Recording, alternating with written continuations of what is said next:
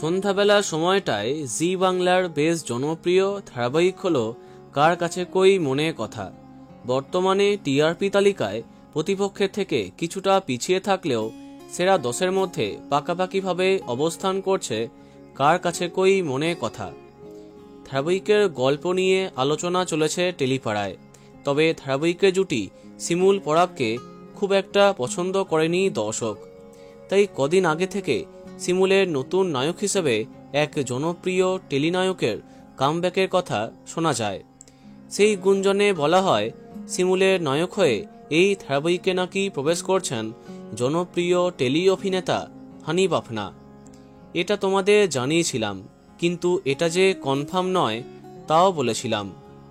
অবশেষে ধারাবাহিকে এন্ট্রি নিচ্ছেন এমন এক জনপ্রিয় টেলিনায়ক যার চলতি ধারাবাহিকটি সবেমাত্র তার শেষ দিনের শুটিং করেছে।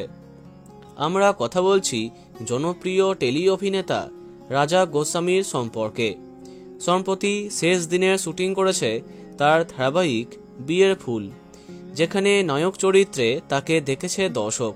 এখানে অর্থাৎ কার কাছে কই মনে কথায় উকিলের চরিত্রে তাকে দেখবে দর্শক। তিনি কি সত্যি করেই শিমুলের নায়ক হবেন? সেই উত্তর এখন জানা যায়নি, তবে তিনি যে অন্যতম প্রধান চরিত্র হয়ে উঠবেন তাতে সন্দেহ নেই। এখন দেখা যাক কি হয়। তো বন্ধুরা, এখন তোমার কি মন্তব্য কমেন্টে জানাতে পারো। ভিডিওটি লাইক এবং শেয়ার করো। এই রকম অনেক ভিডিও পেতে সাবস্ক্রাইব করো কারেন্ট পজ। ধন্যবাদ।